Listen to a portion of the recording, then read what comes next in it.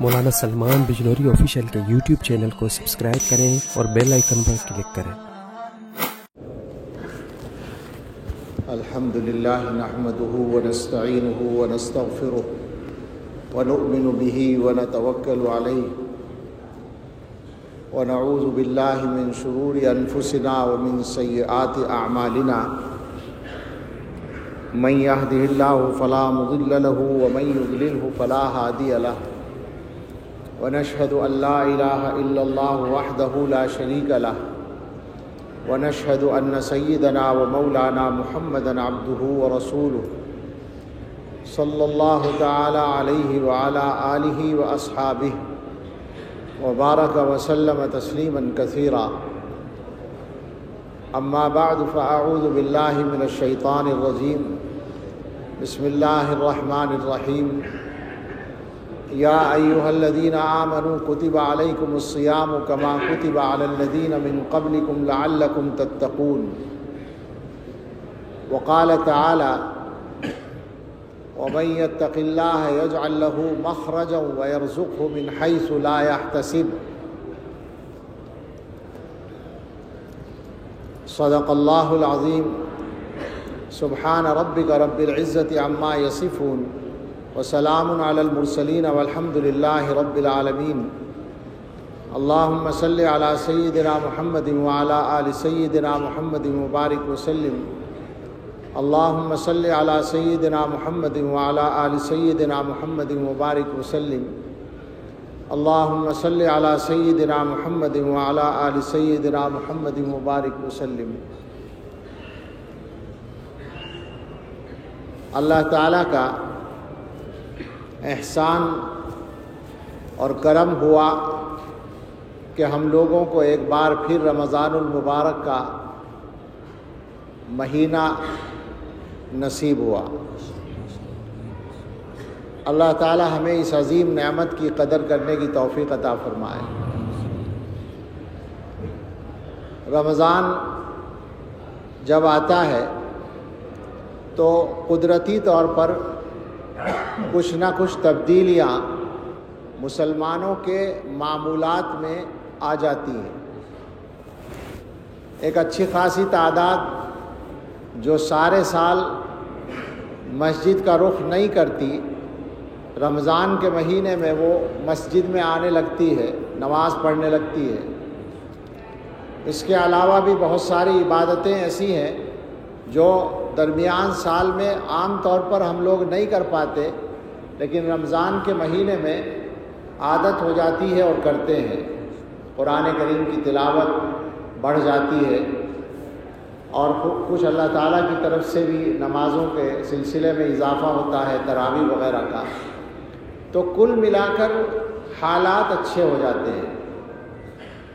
لیکن غور کرنے کی جو بات ہے وہ یہ ہے کہ اللہ تعالیٰ نے رمضان کا یا روزوں کا جو مقصد بیان کیا ہے وہ یہ کہ انسان متقی بن جائے۔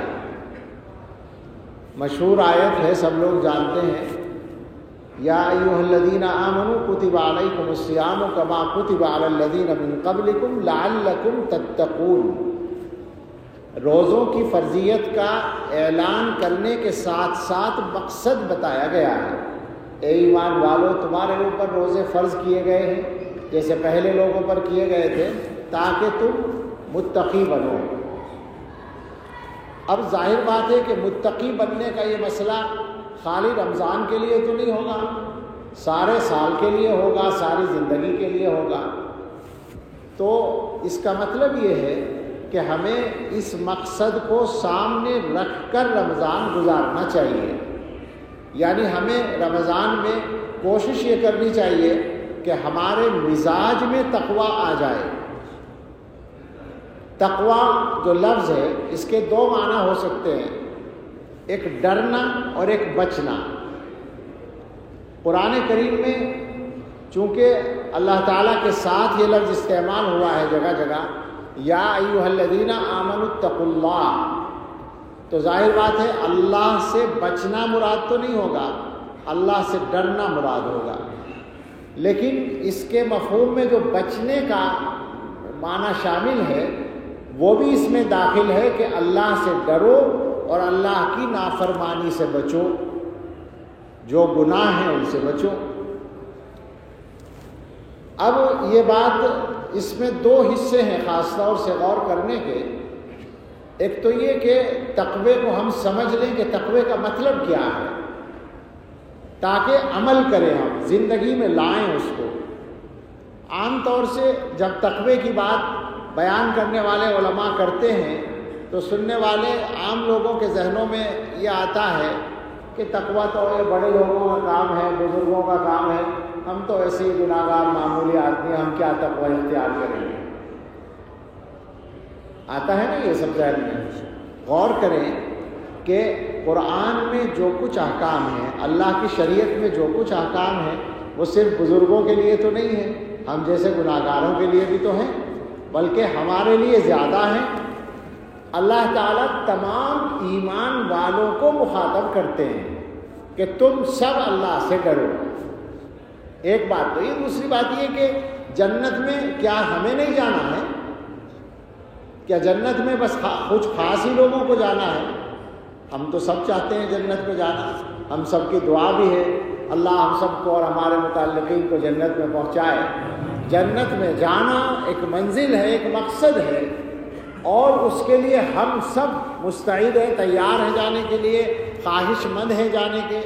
بلکہ جب ہم دعا کرتے ہیں تو جنت الفردوس کی دعا کرتے ہیں۔ حدیث میں بھی حکم ہے کہ جب تم اللہ سے مانگو فصل الفردوس، فردوس مانگو۔ حالانکہ کام ہم سیدھے جنت کے نچلے حصوں کے بھی نہیں کر رہے ہیں۔ تو سوچنے کی بات ہے کہ ہمیں زیادہ ضرورت ہے اپنے آپ کو بدلنے کی۔ اب اس میں بدلنا کیا ہے؟ دو باتیں ہیں۔ تقوی میں جو اللہ سے ڈرنے کا مفہوم ہے، اس سے مراد یہ ہے کہ اللہ تعالیٰ تمہیں جیسا دیکھنا چاہتے ہیں ویسے بن جاؤ۔ اللہ تعالیٰ یہ دیکھنا چاہتے ہیں کہ تمہارا معاملہ اللہ کے ساتھ بھی ٹھیک ہو اور اللہ کے بندوں کے ساتھ بھی ٹھیک ہو۔ ہمارا قصہ یہ چل رہا ہے کہ نہ اللہ کے ساتھ معاملہ ٹھیک چل رہا ہے، نہ بندوں کے ساتھ۔ گڑبڑ کیا ہے؟ فکر نہیں ہے، آخرت کی فکر نہیں ہے، جنت میں جانے کے بارے میں یہ فکر نہیں ہے کہ جانا کیسے ہے، تو عمل نہیں ہو رہا ہے، بدلنے کی بات نہیں ہو رہی ہے۔ پھر ایک چیز اور ہے جو میں خاص طور سے کہنا چاہتا ہوں کہ عام طور پر کچھ گناہ ایسے ہیں جن کو لوگ گناہ بھی سمجھتے ہیں اور جہاں تک ہو سکے بچنے کی بھی کوشش کرتے ہیں۔ مثال کے طور پر بدکاری ہے، زنا، عام ہر آدمی کوشش کرتا ہے، الا ماشاءاللہ، اللہ تعالیٰ بچائے سب کو۔ کچھ لوگ مبتلا ہوتے ہیں، لیکن اکثر لوگ جانتے ہیں کہ بدترین گناہ ہے تو بچنے کی کوشش کرتے ہیں۔ یا چوری کرنا ہے، چوری سے بچتے ہیں، کیونکہ چوری میں گناہ ہونے کے علاوہ پٹائی کا بھی نمبر ہے، یعنی دنیاوی سزا بھی مل جاتی ہے، اللہ کے بندوں سے معاملہ پڑتا ہے۔ یا اس قسم کے اور گناہ ہیں، جیسے قتل کرنا ہے، جلدی سے کوئی آدمی قتل کا گناہ نہیں کرتا۔ جادو ہے، سحر، ہر آدمی اس سے بچتا ہے، اکثر لوگ بچتے ہیں۔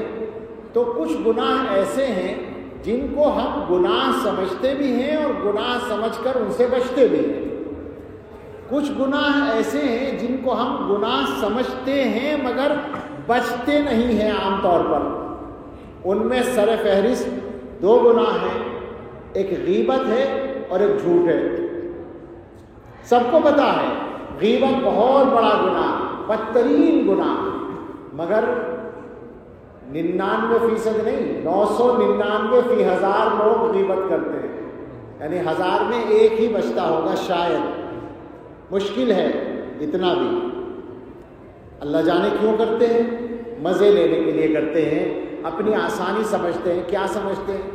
ایسے جھوٹ کا معاملہ ہے، بے وجہ جھوٹ بول دیتے ہیں، چھوٹی سی غرض ہوتی ہے جھوٹ بول دیتے ہیں، یہاں تک کہ عادتاً جھوٹ بولتے ہیں۔ میں لوگوں کو دیکھتا ہوں سفر میں چلتے ہیں اور گاڑی میں چل رہے ہیں، ادھر سے جہاں جانا ہے وہاں سے فون آتا ہے کہ کہاں پہنچے، تو آپ نے دیکھا ہوگا اکثر لوگ جھوٹ بولتے ہیں، قریب بتا دیں گے، یعنی اگر دیوبند پہنچنا ہے تو وہ کہیں گے مظفر نگر بائی پاس پہ ہے، حالانکہ کھتولی میں ہے یا میرٹھ میں ہے، وہ کہیں گے بس پہنچنے والے ہیں، حالانکہ ابھی آدھا گھنٹہ ہے۔ بے وجہ جھوٹ بولتے ہیں۔ کیوں بولتے ہیں؟ سامنے والے کے سامنے شرمندہ نہیں ہونا چاہتے، اور اللہ کے سامنے کیا ہوگا؟ اللہ کے سامنے شرمندگی کی فکر نہیں ہوتی۔ تو ایک قسم یہ ہے، مگر ایک قسم اور ہے، میں جو کہنا چاہتا ہوں، کچھ گناہ وہ ہیں جن کو گناہ بھی سمجھتے ہیں اور ان سے بچتے بھی ہیں عام طور پر، کچھ گناہ وہ ہیں جن کو گناہ سمجھتے ہیں اور بچتے نہیں ہیں، اور کچھ گناہ ایسے ہیں جن کے گناہ ہونے کی طرف خیال بھی نہیں جاتا، سب کر رہے ہیں عام طور پر۔ ایسے گناہ جو ہیں آپ غور کریں، اللہ کے معاملات میں بھی ہیں اور بندوں کے معاملات میں بھی ہیں۔ اللہ کے معاملات میں عادت پڑ جاتی ہے کچھ چیزوں کی، مثلا جو آدمی نماز نہیں پڑھتا وہ سارے اچھے اچھے کام کرتا ہے، نماز کی طرف خیال نہیں جاتا اس کا، یعنی وہ یہ نہیں سوچتا کہ میں نے آج کوئی گناہ کیا۔ اس نے فجر کی نماز بھی قضا کی، ظہر کی نماز بھی قضا کی، عصر کی نماز بھی قضا کی، مغرب کی نماز بھی قضا کی، عشاء کی نماز بھی قضا کی، ایک دن میں 5 نمازیں، ایک نماز کا قضا ہونا بھی بہت بڑا کبیرہ گناہ ہے، اور اس نے 5 نمازیں ایک دن میں قضا کی ہیں، اور شام کو رات کو بیٹھ کے وہ اطمینان سے بیٹھا ہے کہ جیسے اس سے کوئی غلطی نہ ہوئی ہو، احساس بھی نہیں ہوتا اس کو کہ میں نے کوئی گناہ کیا ہے۔ اسی طرح سے بندوں کے معاملات میں کچھ گناہ ہیں جو عادتاً ہو رہے ہیں اور لوگوں کو احساس نہیں ہے۔ مثال کے طور پر گھروں کے اندر جو برتاؤ ہے ہم لوگوں کا آپس میں ایک دوسرے کے ساتھ، ماں باپ کا اولاد کے ساتھ، اولاد کا ماں باپ کے ساتھ، دونوں طرف سے غلطی ہو رہی ہے، بیوی کا شوہر کے ساتھ، شوہر کا بیوی کے ساتھ، اس سے آگے چل کر اولاد کے آپس کے معاملات میں بڑوں کا کردار، یعنی ایک تو وہ ہے کہ ہم نوجوانوں سے کہیں بھائی ماں باپ کی خدمت کرو، ساری دنیا جانتی ہے ماں باپ کی خدمت میں کوتاہی کرنا بہت بڑا گناہ ہے، لیکن دوسری طرف ماں باپ سے بھی کہنے کی ضرورت ہے کہ آپ بھی انصاف فرمائیں۔ یہ جو سفید داڑھی والے لوگ بیٹھے ہیں جن کے بچوں کی شادیاں ہو گئی ہیں، اس سال 2 مہینے گزشتہ بہت سفر ہوئے پورے ملک میں، میں کہتا پھرا ہوں لوگوں سے، ہر بیان میں کہا ہے میں نے، آپ سے بھی کہتا ہوں، مجھے بتائیں ایمانداری سے، کیا گھروں کے اندر انصاف کرنے کی عادت ہے؟ میں پوچھوں گا تو ابھی پتہ چل جائے گا۔ جب آپ کے بیٹے اور بہو کے درمیان اختلاف ہوتا ہے تو ہمیشہ کون صحیح ہے؟ آپ کا ووٹ ہمیشہ کس کے ساتھ ہے؟ بیٹے کے ساتھ ہی ہوتا ہے نا۔ سینکڑوں گھروں میں کوئی ایک گھر ہوگا جہاں بڑے جو ہیں سسر صاحب یا ساس صاحبہ وہ بہو کا ساتھ دیں کہ ہاں یہاں بہو صحیح کہہ رہی ہے۔ اکثر کیا ہے، بیٹا صحیح ہے بہو غلط ہے، اور جہاں آپ کی بیٹی گئی ہے وہاں اگر کوئی اختلاف ہو تو ہمیشہ ہمیشہ کون صحیح ہے؟ بیٹی صحیح ہے، داماد غلط ہے۔ آپ غور کریں، اگر ماں باپ کبھی اپنی بیٹی کی غلطی مان لیں کہ نہیں یہ بات اس کی غلط ہے، داماد کی صحیح ہے، تو اس کا گھر آباد رہے گا یا نہیں؟ کون بگاڑتا ہے؟ ہماری ناانصافی بگاڑتی ہے۔ یہاں تک کہ طے شدہ ہے، ہمارے گھر میں جو بڑی عورت ساس بیٹھی ہے بڑی اچھی ہے، بہو خراب آ گئی، اور جہاں ہماری بیٹی گئی وہاں ساس خراب مل گئی۔ بتاؤ، نہیں ہے ایسا؟ قاعدہ کلیہ ہے۔ کیا مطلب ہے اس کا؟ اس کا مطلب یہ ہے کہ ہم اللہ کے بندوں کے معاملات میں انصاف کے عادی نہیں ہیں، اور ہم سمجھ رہے ہیں کہ ہم دیندار ہیں، ہم نے داڑھی بھی رکھی ہوئی ہے، ہم نمازی بھی ہیں، اور روزانہ گھر کے اندر ظلم کر رہے ہیں۔ یہ ہیں وہ گناہ جن کا احساس بھی نہیں ہوتا، اور ہے گناہ یہاں تک کہ ہمارے حالات تو یہ ہیں کہ اپنی سگی اولاد میں بھی ناانصافی کر جاتے ہیں. ایک بیٹا زیادہ کماتا ہے، ایک کی کمائی کم ہے، تو ہمیشہ کون اچھا لگتا ہے؟ دونوں میں جب اختلاف ہوتا ہے تو ماں باپ کس کا ساتھ دیتے ہیں؟ جس کی آمدنی زیادہ اسی کا ساتھ دیتے ہیں. میرے پاس ایسے بہت سارے کیس آتے ہیں دعا کے لیے یا حل کرنے کے لیے، بہت معلومات ہیں اس کی. ماں باپ اپنی سگی اولاد میں ناانصافی کرتے ہیں. حدیث میں آیا ہے ساووا بین الاولاد، بچوں میں برابری کرو. یہ حدیث میں حضور صلی اللہ علیہ وسلم نے سب کچھ سکھا رکھا ہے. سیکھنا نہیں چاہتے آپ، ناانصافی کرتے ہیں اور نقصان اٹھاتے ہیں. اور ایک بات یاد رکھیں ہمیشہ،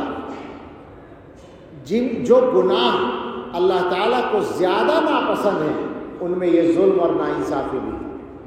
قرآن میں تو یہ فرمایا گیا کہ دشمنوں کے ساتھ بھی ناانصافی نہ کرو. جی وَلَا يَجْرِمَنَّكُمْ شَنَآنُ قَوْمٍ عَلَىٰ أَلَّا تَعْدِلُوا، کسی قوم کی دشمنی تمہیں ناانصافی پہ آمادہ نہ کرے ہرگز.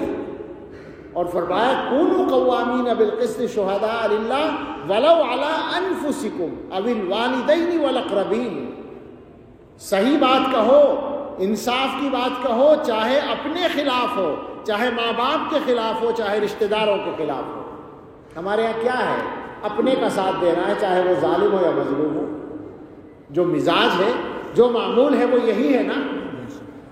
میں ڈرتے ڈرتے کہتا ہوں، مگر مسلمانوں کو صحیح راستے پر ہی لانے کے لیے صحیح نیت سے کہتا ہوں کہ جس قوم کا مزاج اتنا زیادہ اپنے گھروں میں ناانصافی کا ہے، کیا اللہ تعالیٰ ایسے لوگوں کے ہاتھ میں اقتدار دے سکتے ہیں ہم حکومت کرنے کے لائق، جن سے اپنے گھروں میں انصاف نہیں ہوتا؟ اور پھر کس منہ سے ہم دوسروں کی ناانصافی کی شکایت کرتے ہیں؟ غیروں کی طرف سے ہمارے ساتھ بے شک ہوتی ہے ناانصافی، لیکن میں سمجھتا ہوں کہ گھروں میں جتنی ہم کر رہے ہیں اتنی نہیں ہوتی. ہم دوسروں کی برائیوں کو جانتے ہیں، اپنی برائیوں کا احساس ہمیں نہیں ہوتا. روزہ ہے، زیادہ بات کرنے کی ہمت نہیں ہے، مگر ایک حدیث ذہن میں ہے، وہ ضرور سنانا چاہتا ہوں. اور اس میں جو مضمون ہے وہ ہم سب کے لیے بہت زیادہ فائدے کا ہے. اور صحیح بات یہ ہے کہ پورے 2 مہینے پورے ہندوستان میں وہ حدیث بھی سناتا رہا ہوں تاکہ لوگوں تک پہنچ جائے. عن ابی ذر الغفاری رضی اللہ عنہ عن النبی صلی اللہ علیہ وسلم عن اللہ عز وجل. حضرت ابو ذر غفاری مشہور صحابی ہیں، وہ نقل کرتے ہیں رسول اللہ صلی اللہ علیہ وسلم سے، اور حضور علیہ الصلاۃ والسلام نقل کرتے ہیں اللہ تعالیٰ سے. یعنی گویا اللہ تعالیٰ کی بات براہ راست نقل ہو رہی ہے، اللہ کی طرف سے بات ہو رہی ہے. اللہ تعالیٰ فرماتے ہیں یا عبادی انی حرمت الظلم علی نفسی وجعلتہ بینکم محرما فلا تظالموا. یہیں سے بات شروع ہوئی ہے، اے میرے بندو، میں نے اپنے اوپر ظلم حرام کر رکھا ہے. اللہ تعالیٰ ظلم نہیں کرتے، حالانکہ اگر اللہ تعالیٰ کچھ بھی کرے وہ ظلم بنتا ہی نہیں. اگر اللہ تعالیٰ سارے مسلمانوں کو جہنم میں بھیج دے اور سارے کافروں کو جنت میں بھیج دے، ظلم نہیں ہوگا. کیوں نہیں ہوگا؟ اس لیے کہ سب اللہ کے ہیں، اللہ کے بنائے ہوئے ہیں، اللہ کی ملکیت میں ہیں. اپنی ملکیت کو چاہے جہاں رکھو، اختیار ہوتا ہے، ظلم نہیں ہوگا. مگر لوگوں کو ایسا لگے گا کہ ہمارے ساتھ جو وعدہ ہوا تھا وہ پورا نہیں ہوا، تو اللہ تعالیٰ فرماتے ہیں میں یہ بھی نہیں کرتا. جس کو تم ظلم سمجھتے ہو میں وہ بھی نہیں کرتا. لیکن ایک بات اور سنو، وَجَعَلْتُهُ بَيْنَكُمْ مُحَرَّمًا، ظلم کو میں نے تمہارے آپس میں بھی حرام بنایا ہے. فَلَا تَظَالَمُوا، لہذا ایک دوسرے پر ظلم نہ کرو، ایک دوسرے پر ظلم نہ کرو. کم سے کم اتنا تو کر لیں ہم لوگ کہ ظلم سے رک جائیں. اور زیادہ حقوق ادا کرنا تو کہاں کی بات ہے، کم سے کم ناانصافی چھوڑ دیں. سوچیں اس کو، اور گھروں میں جا کر اس پر عمل کریں، گھر والوں کو بھی سمجھائیں. اس کے بعد اللہ تعالیٰ نے اپنی شان کو بیان کیا ہے. فرمایا یا عبادی کلکم ضال الا من ہدیتہ فاستہدونی اہدکم. اے میرے بندو تم میں سے ہر ایک گمراہ ہے سوائے اس کے جسے میں ہدایت دوں، تو مجھ سے ہدایت مانگو میں تمہیں ہدایت دوں گا۔ یا عبادی کلکم جائع الا من اطعمتہ فاستطعمونی اطعمکم، اے میرے بندو تم میں سے ہر ایک بھوکا ہے سوائے اس کے جس کو میں کھلاؤں، تو مجھ سے کھانا مانگو میں کھلاؤں گا۔ یا عبادی کلکم عار الا من کسوتہ فاستکسونی اکسکم، اے میرے بندو تم میں سے ہر ایک بے لباس ہے سوائے اس کے جس کو میں کپڑا پہناؤں، تو مجھ سے کپڑا مانگو میں تمہیں پہناؤں گا۔ اور اس کے بعد فرمایا یا عبادی انکم تخطئون باللیل والنہار وانا اغفر الذنوب جميعا فاستغفرونی اغفر لکم، اے میرے بندو تم دن اور رات خطائیں کرتے ہو، گناہ کرتے ہو، غلطیاں کرتے ہو، اور میں سارے گناہ معاف کرتا ہوں، تو مجھ سے معافی مانگو، مجھ سے مغفرت مانگو، میں تمہاری مغفرت کروں گا۔ اور اس کے بعد فرمایا یا عبادی لو ان اولکم وآخرکم وانسکم وجنکم کانوا علی اتقى قلب رجل واحد منکم ما زاد ذلک فی ملکی شیئا، اے میرے بندو اگر تمہارے پہلے اور بعد کے تمام لوگ اور تمام انسان، تمام جنات، یعنی شروع سے قیامت تک کے تمام انسان اور جنات کتنے کھرب ہوں گے اللہ جانتا ہے، تم میں سب سے بڑے متقی آدمی کی طرح ہو جائے، یعنی اللہ سے ڈرنے والا سب سے بڑا جو آدمی گزرا ہو۔ محدثین نے یہاں لکھا کہ جیسے حضرت محمد صلی اللہ علیہ وسلم سارے لوگ، سارے انسان، صرف مسلمان نہیں پیغمبر کی طرح ہو جائیں اللہ سے ڈرنے والے، تو اللہ تعالیٰ فرماتے ہیں میری بادشاہت میں کوئی اضافہ نہیں ہوگا، میں جتنا بڑا ہوں پہلے ہی سے ہوں۔ سب عبادت کرنے لگے، سب اللہ سے ڈرنے لگے، تو ایسا نہیں کہ اللہ کی شان بڑھ جائے گی، وہ شان پہلے ہی بڑھی ہوئی ہے۔ اور فرمایا وَلَوْ أَنَّ أَوَّلَكُمْ وَآخِرَكُمْ وَإِنسَكُمْ وَجِنَّكُمْ كَانُوا عَلَىٰ أَفْجَرِ قَلْبِ رَجُلٍ مِّنكُمْ مَا نَقَصَ ذَلِكَ مِن مُلْكِ شَيْئًا، اور اگر یہ سارے لوگ شروع سے آخر تک کے تمام انسان، تمام جنات، یہ تم میں سب سے زیادہ نافرمان آدمی کی طرح ہو جائیں، محدثین نے یہاں بھی لکھا شیطان بن جائیں، سارے لوگ شیطان ابلیس کی طرح بن جائیں، اتنے نافرمان ہو جائیں اللہ کے، تو اللہ تعالیٰ فرماتے ہیں میری صحت پہ کوئی فرق نہیں پڑتا، میری شان میں، میری بادشاہت میں کوئی کمی نہیں آئے گی، میں جتنا بڑا ہوں ویسا ہی رہوں گا، میری شان تمہاری عبادتوں سے نہیں بڑھتی اور میری شان تمہارے گناہوں سے نہیں گھٹتی، میں اپنی جگہ ہوں۔ اور اس کے بعد فرمایا یا عبادی لو ان اولکم وآخرکم وانسکم وجنکم قاموا فی صعید واحد فسألونی فأعطیت کل واحد مسألته ما نقص ذلك مما عندي الا كما ينقص المخيط اذا ادخل البحر، یہ سارے لوگ، سارے انسان، شروع سے آخر تک کے تمام انسان و جنات ایک میدان میں جمع ہو جائیں اور سب کے سب مجھ سے مانگیں، جو مانگنا چاہے مانگیں، اور میں ہر ایک کو جو وہ مانگ رہا ہے وہ دے دوں، سب مانگے، جو جس کا جی چاہے مانگے، اور میں ہر ایک کو اس کی خواہش کے مطابق دے دوں، تو سب کو دینے کی وجہ سے میرے خزانے میں جو کمی آئے گی، اگر اس کو کمی کہو تو وہ ایسی ہوگی جیسے سوئی سمندر میں ڈال کے نکال لی جائے، ایک سوئی کو بھگونے کے لیے ایک بوند بھی زیادہ ہے، اگر ایک گلاس میں سوئی ڈال کے نکال لیں تو کوئی کمپیوٹر بتائے گا گلاس میں کتنا پانی کم ہوا ہے، ایک گلاس میں، اور آپ آگے بڑھیں بالٹی میں اور حوض میں اور ندی میں اور دریا میں اور سمندر میں، سمندر کا پانی، سمندر سے تو اگر ہزاروں ٹن پانی بھی نکال لیا جائے تو کوئی فرق نہیں پڑے گا، لیکن وہاں فرما رہے ہیں ایک سوئی داخل کر کے نکال لیں تو کوئی بتا سکتا ہے سمندر میں کتنی کمی آئی، ایسا فرق ہوگا میرے خزانے میں، اتنا ہے میرے پاس۔ اور آگے فرمایا یا عبادی انما ہی اعمالکم احصیھا لکم فاوفیھا ایاکم، میرے بندو یہ تمہارے اعمال ہیں جو میں محفوظ کر لیتا ہوں اور پھر تمہیں لوٹا دیتا ہوں، فمن وجد خیرا فلیحمد اللہ ومن وجد غیر ذلک فلا یلومن الا نفسہ. تو جو آدمی خیر پائے، کوئی خیر پائے، وہ اللہ کی حمد کرے، اور جو کوئی خیر کے علاوہ کچھ پائے تو صرف اپنے آپ کو ملامت کرے، مجھے برا نہ کہے. سنی آپ نے حدیث، اندازہ کریں اللہ تعالیٰ کی شان کیا ہے اور اللہ تعالیٰ کا حق کیا ہے، اور اللہ کے بندوں کے ساتھ جو اللہ تعالیٰ معاملہ چاہتے ہیں وہ کیا ہے. اللہ تعالیٰ چاہتے ہیں کہ ہم آپس میں ایک دوسرے کا حق ادا کریں، ایک دوسرے کے ساتھ ناانصافی نہ کریں، اور اللہ تعالیٰ کے ساتھ بھی ہمارا معاملہ وہی ہو جو ہونا چاہیے.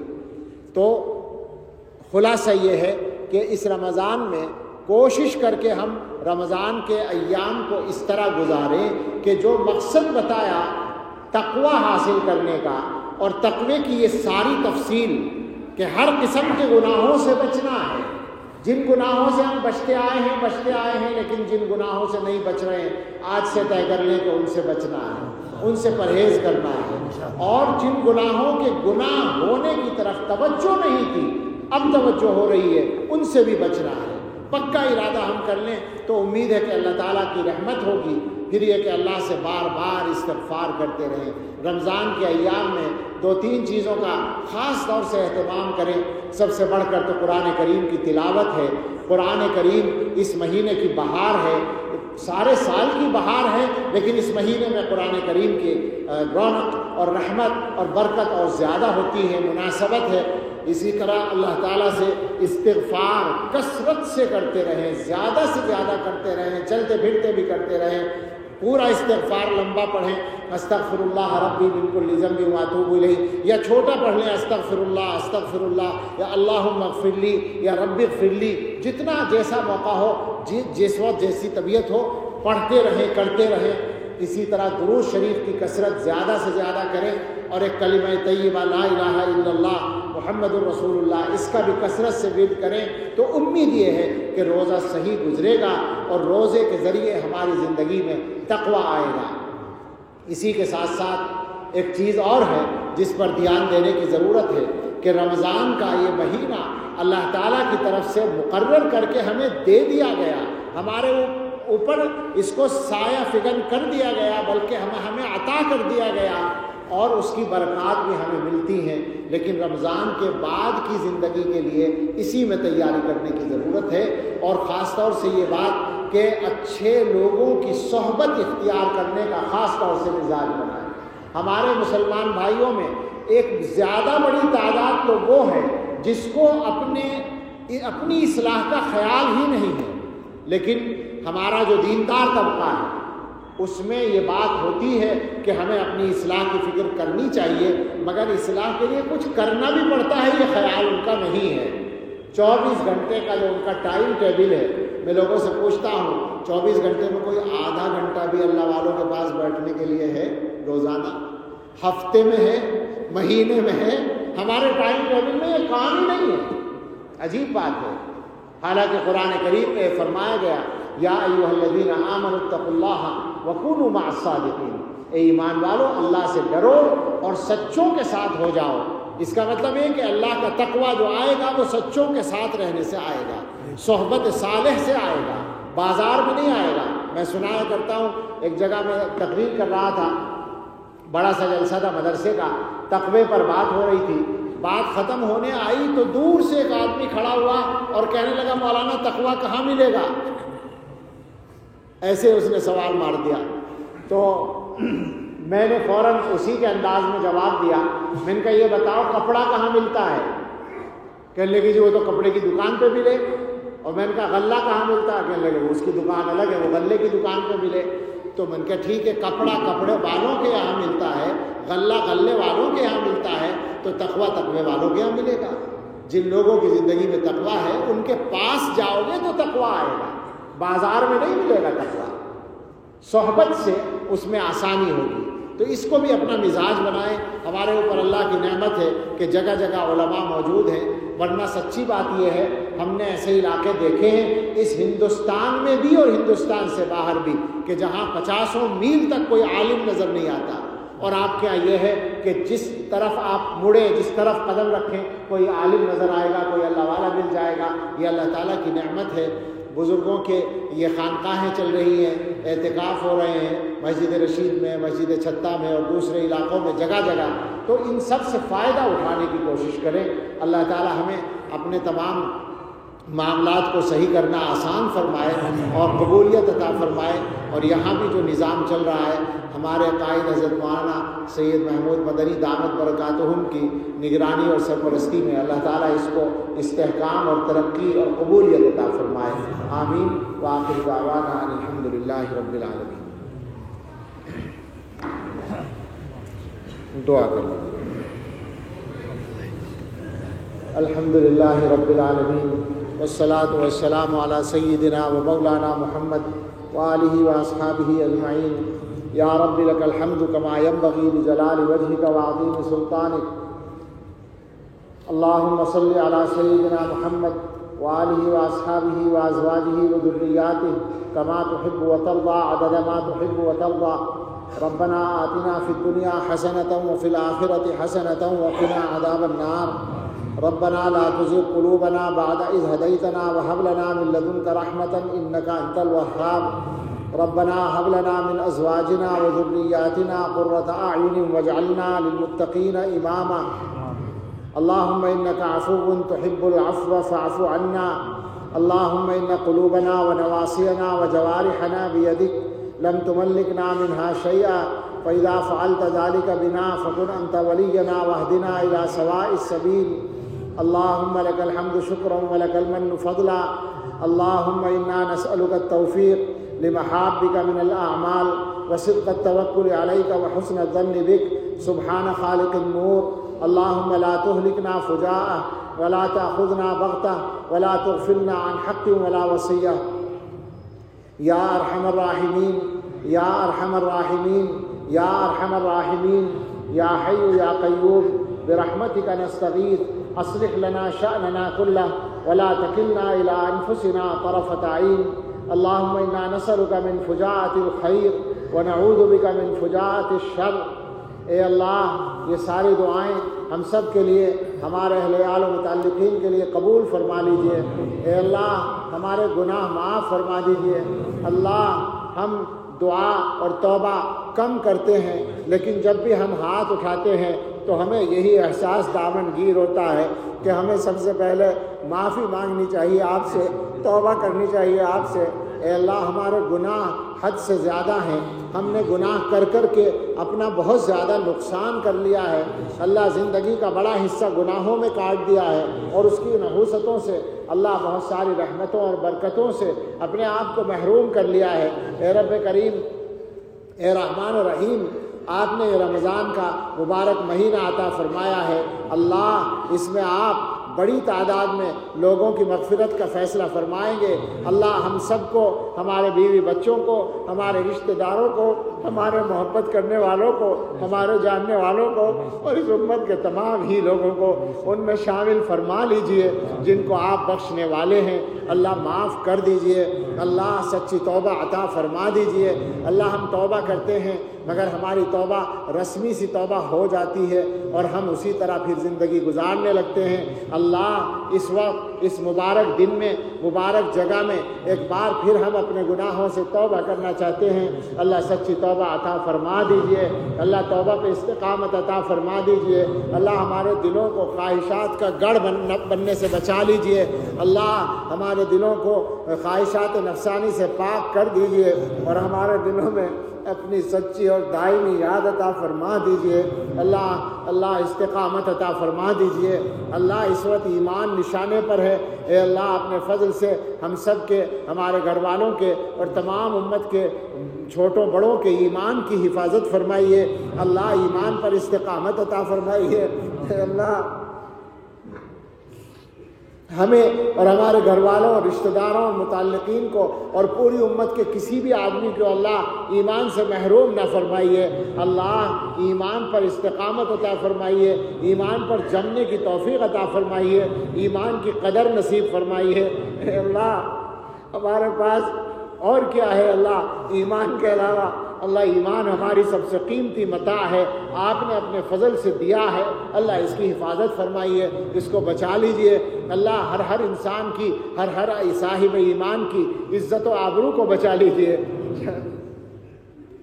جان و مال کو بچا لیجئے، گھر بار آل اولاد کاروبار کو بچا لیجئے اللہ۔ سب چیزوں کے لیے خطرات محسوس ہوتے ہیں، ایک خوف کی فضا ہے اللہ، خوف کو ختم فرما کر سکون میں بدل دیجئے، اطمینان میں بدل دیجئے اللہ۔ ہمارے اس ملک میں امن و امان عطا فرمائیے اللہ، اس ملک کو ترقی بھی عطا فرمائیے، اور یہاں کے رہنے والوں کو اور یہاں کے اقتدار والوں کو سبھی کو ایک دوسرے کے ساتھ صحیح برتاؤ اور صحیح معاملے کی توفیق عطا فرمائیے اللہ۔ مسلمانوں کو بھی اعلیٰ کردار ادا کرنے کی توفیق عطا فرمائیے اللہ۔ دنیا میں جہاں کہیں اہل ایمان بستے ہیں اللہ، ہر ایک کی حفاظت فرمائیے اے اللہ۔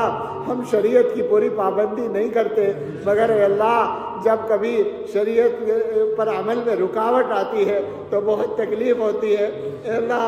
اب حالات ایسے آ گئے، نمازیں پڑھنے میں بھی رکاوٹ آنے لگی اللہ، یہ ہمارے گناہوں کا نتیجہ ہے، اور ہم نے جو نمازوں کو چھوڑا ہے اس کا نتیجہ ہے، مگر اللہ ہم بہت کمزور ہیں اللہ، ہمیں پکڑ سے بچا لیجئے، آزمائش سے بچا لیجئے، اور نمازوں کی آسانی اور شریعت پر چلنے کی آسانی عطا فرما دیجئے اللہ۔ دنیا میں جہاں کہیں بھی اہل ایمان ہیں، ہمارے ملک میں یا باہر اللہ، سب کو شریعت کے پر عمل کرنے کی آزادی عطا فرما دیجئے اللہ، پوری شریعت کے مطابق جینا آسان فرما دیجئے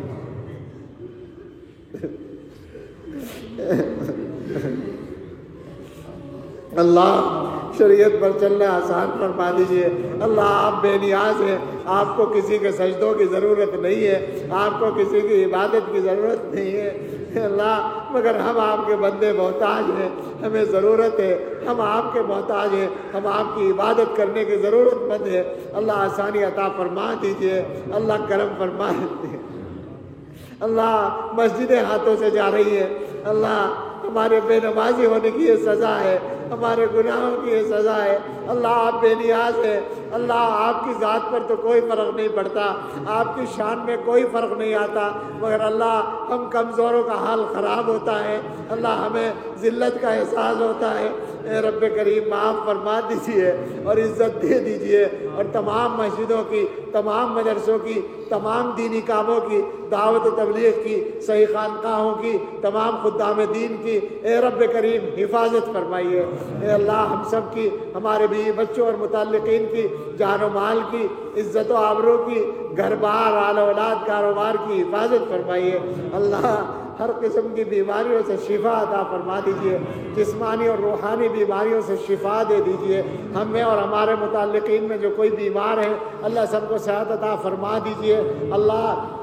ہمارے بہت سے احباب پریشان ہیں بعض بیماریوں کی وجہ سے اللہ، ان کو اور ان کے گھر والوں کو بہترین صحت عطا فرما دیجئے اللہ، علاجوں کو نافع بنا دیجئے اللہ۔ جو ہم میں بہت سارے لوگ قرضوں کے بوجھ میں دبے ہوئے ہیں اے رب کریم، اپنی رحمت سے، اپنے فضل سے ہم سب کو قرضوں سے سبکدوش فرما دیجئے اللہ۔ بہت سے لوگ بے گھر ہیں، آرام دہ گھر دے دیجئے، بہت سے لوگ بے روزگار ہیں، بابرکت حلال روزگار دے دیجئے اے اللہ۔ بہت سے لوگ کیسوں میں الجھے ہوئے ہیں، مقدموں میں اللہ بری کر دیجئے، جو جیلوں میں بندے رہائی دلا دیجئے اللہ۔ ہم سب کی اور ہمارے متعلقین کی، ہمارے قائدین کی، ہمارے چھوٹوں اور بڑوں کی جان و مال کی، عزت و آبرو کی حفاظت فرمائیے اے اللہ۔ اے رب کریم جو بے اولاد ہیں انہیں اچھی اولاد عطا فرما دیجئے، جو اپنی اولاد کے سلسلے میں کسی پریشانی کا شکار ہیں اللہ، ان کی پریشانی دور فرما دیجئے۔ ہم سب کی اولادوں کے بارے میں ہماری اچھی تمنائیں پوری فرما دیجئے، ہماری دعائیں قبول فرما لیجئے اے اللہ۔ یہ رمضان ہمارے لیے اور پوری امت کے لیے خیر کا ذریعہ بنا دیجئے اللہ۔ بار بار رمضان کی دولت ہمیں عطا فرمائیے، اور رمضان کو صحیح استعمال کرنے کی توفیق عطا فرمائیے اللہ۔ قرآن کریم کی کثرت سے تلاوت نصیب فرمائیے، اپنا ذکر نصیب فرمائیے، درود و استغفار کی کثرت نصیب فرمائیے اللہ۔ تقوی کی زندگی عطا فرما دیجئے، ہماری زندگیوں میں تقوی دے دیجئے اللہ۔ آپ نے وعدہ کر رکھا ہے کہ جو تقوی والا ہوتا ہے اللہ اس کے لیے راستہ بنا دیتے ہیں اللہ، اس کو بے سان و گمان عطا کرتے ہیں اللہ۔ ہمیں ایسا بنا دیجئے دیجئے۔ اللہ ہمیں اپنے ان بندوں میں شامل فرما لیجئے جن کو آپ بے گمان دیتے ہیں اور جن کے لیے ہر مشکل سے نکلنے کا راستہ بنا دیتے ہیں۔ اللہ ہم کمزور ہیں، ہماری مدد فرما دیجئے۔ اللہ ہمارا منہ مانگنے کا نہیں ہے، ہم سے مانگنے کا ڈھنگ بھی نہیں آتا ہے، اللہ عطا فرما دیجئے، معافی کے ساتھ عطا فرما دیجئے۔ اے اللہ دارالعلوم دیوبند کی اور تمام دنیا میں پھیلے ہوئے اداروں کی حفاظت فرمائیے۔ جو مسائل کھڑے کیے جا رہے ہیں اللہ ان سے اللہ آسانی سے پیچھے چھڑا دیجئے اور عزت بڑھا دیجئے، استحکام عطا فرما دیجئے، ترقی عطا فرما دیجئے۔ اللہ ہم سب کو اپنے کام صحیح طور پہ انجام دینے کی توفیق عطا فرما دیجئے۔ اللہ سب کے حق ادا کرنے والا بنا دیجئے۔ اے اللہ مسجد رشید میں اور جہاں جہاں اعتکاف ہو رہے ہیں اور ہونے والے ہیں اللہ سب جگہ اللہ قبولیت عطا فرمائیے اور آنے والوں کے لیے خیر کا اور اصلاح کا ذریعہ بنائیے۔ اے اللہ ہم کمزور ہیں، ہماری مدد فرما دیجئے، اپنے رضا کے کاموں کے لیے ہمیں قوت عطا فرما دیجئے۔ اللہ ہم سب کے لیے اور پوری امت کے لیے آنے والے وقت کو گزرے وقت سے بہتر بنا دیجئے اور سب سے بہتر ہم سب کے آخری وقت کو بنا دیجئے۔ اے اللہ ہم سب کے دلوں پر، ہمارے بھی بچوں اور متعلقین کے دلوں پر، ہمارے گھروں پر اور اس پوری امت پر اللہ اپنی خاص رحمت کی نظر ڈال دیجئے۔ اللہ جو مانگا وہ بھی اور جو مانگنے سے رہ گئی خیر وہ بھی عطا فرما دیجئے اور ہر شر سے بچا لیجئے۔ اللہم انا نسألک خیر المسألۃ وخیر الدعاء وخیر النجاح وخیر العمل وخیر الثواب وخیر الحیاة وخیر الممات انك على كل شيء قدير ربنا تقبل منا انك انت السميع العليم وتب علينا انك انت التواب الرحيم وصلى الله على سيدنا محمد وآله واصحابه اجمعين برحمتك يا